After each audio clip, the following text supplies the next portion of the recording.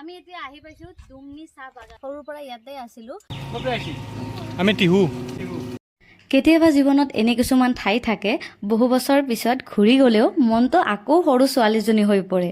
আজি মই আপোনালোকক লৈ যাব ওলাইছো মোৰ সেই সৰুকালৰ ঘৰখনলৈ সৰুতে আমি দুমনিত আছিলো আৰু আজি ইমান বছৰ পিছত আকৌ সেই ঠাইখনলৈ গৈ আছো মনত এটা বুজাব নোৱাৰা অনুভৱ হৈ আছে আজি তাৰমানে আমি উল্টাকে যাওঁতে উল্টাকে যাব লাগিব উল্টা পাইছি নাকি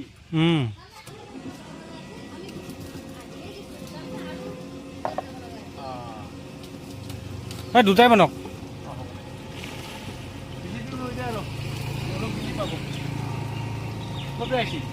আমি টিহু আমি কিছু দূৰ আহিলোঁ আৰু ৰাস্তাত এনেকৈ কুঁহিয়াৰৰ জুচ বিক্ৰী কৰি থকা দেখা পাই খাবলৈ মন গ'ল সেয়েহে ইয়াতে ৰখিলোঁ আৰু আজি ৰ'দটো দেখিছেনে ইমান বেছিকৈ দিছে আৰু এয়া আমি ফাইনেলি দুমনি চাহ বাগান আহি পালোঁ ঠাইখন বহুতো সলনি হৈছে ঘৰখনো হয়তো আগৰ দৰে নাই কিন্তু মোৰ মনত বহুতো স্মৃতি আছে আৰু সেইবোৰ আজিও একেই আছে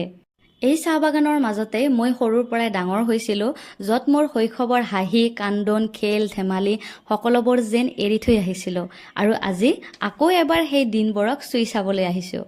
জীৱনে আমাক যিমানেই ডাঙৰ নকৰক কিয় আমাৰ শৈশৱৰ ঘৰখনৰ প্ৰতি থকা মৰম কেতিয়াও কমি নাযায় কাৰণ ঘৰ কেৱল ইটা বালি আৰু দেৱালৰ নহয় ঘৰ মানে স্মৃতি ঘৰ মানে শৈশৱ ঘৰ মানে আমাৰ জীৱনৰ সেই ধুনীয়া অধ্যায়টো যিটো আমি কেতিয়াও পাহৰিব নোৱাৰোঁ য'ত মোৰ জীৱনৰ আটাইতকৈ ধুনীয়া দিনবোৰ আৰম্ভণি হৈছিল এটা সময়ত যিখন ঘৰ মোৰ বাবে পৃথিৱী আছিল আজি সেই ঘৰখন যেন সময়ৰ বুকুত হেৰাই গ'ল চাৰিওফালে সলনি হৈ গৈছে ঘৰ সলনি হৈছে পৰিৱেশ সলনি হৈছে বাট সলনি হৈছে মানে কি আমি আগতে আছিলোঁ আৰু মোৰ জন্ম হৈছিল সৰুৰ পৰা ইয়াতে আছিলোঁ যেতিয়া 10 মান বছৰ হৈছিলে মোৰ তেতিয়া আমি আৰু আমাৰ গাঁৱত গৈছিলোঁ মোৰ মনত আজিও সেই একেখন ঘৰেই আছে সেই চোতালখন আছে আৰু সেই সৰু ছোৱালীজনীও আছে যিয়ে সেই ঠাইতে হাঁহি ধেমালি কৰি